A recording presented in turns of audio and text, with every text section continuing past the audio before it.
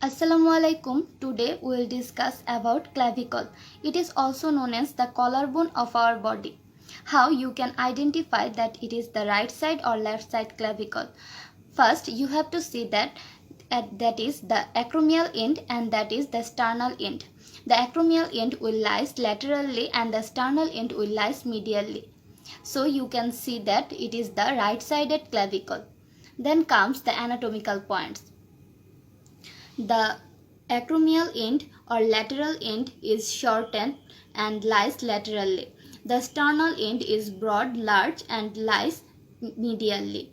Then the medial 2/3 is convex and the lateral 1/3 is concave. And the medial third has a subclavian groove in its inferior surface. Then the peculiarities of the clavicle. Clavicle is the only long bone that lies horizontally.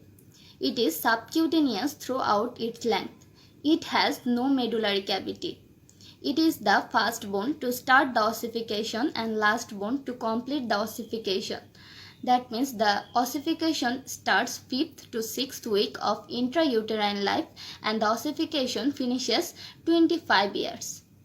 Then it has the intramembranous ossification and it has two primary ossification center. Then comes the parts of the clavicle. It has the acromial end or lateral end and the sternal end or medial end. Then the medial 2/3 and the lateral 1/3. The medial 2/3 has four surfaces. The anterior surface, then posterior surface, superior surface and inferior surface. And the acromial end has two border and two surfaces. The anterior border, posterior border, superior surface and inferior surface. Then comes the attachment. The acromial end, at the margin of the acromial end, there will be the capsule for acromioclavicular ligament. Then at the sternal end, there will be the rough part of the sternal end, there will be the interclavicular ligament, then sternoclavicular capsule and articular disc. At the anterior part of the margin, there will be the anterior sternoclavicular ligament and the posterior part of the margin, there will be the posterior sternoclavicular ligament. Then comes the lateral 1/3 of the shaft. At the lateral 1/3, at the deltoid tubercle, there will be the deltoid muscle and near the posterior border of the acromial end, there will be the trapezius muscle. Then at the conoid tubercle, there will be the conoid part of the coracoclavicular ligament. And at the trapezoid ridge, there will be the trapezoid part of coracoclavicular ligament. Then comes the medial 2/3. At the medial 2/3, there will be the sternocleidomastoid and the superior surface. Then the pectoralis major at the anterior surface and the sternohyoid at the posterior surface. And there will be the subclavius muscle at the inferior surface. Here. Then also the clavipectoral fascia with the subclavian muscle.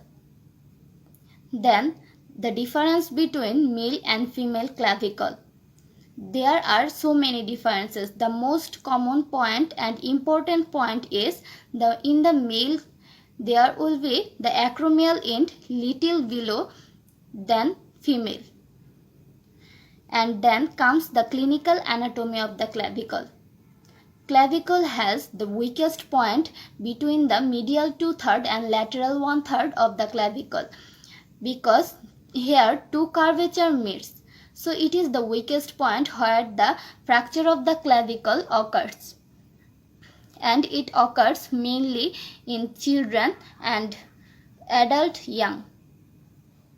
And then comes the another anomalies of the clavicle, that is cleidocranial dystosis. It is an anomaly of the clavicle where there will be the developmental absence of clavicle or imperfect development of the clavicle.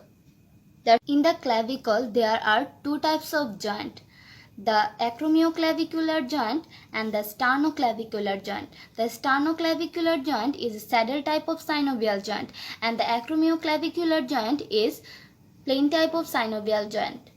These two types of joint helps in the clavicular movement. That's it. Thank you.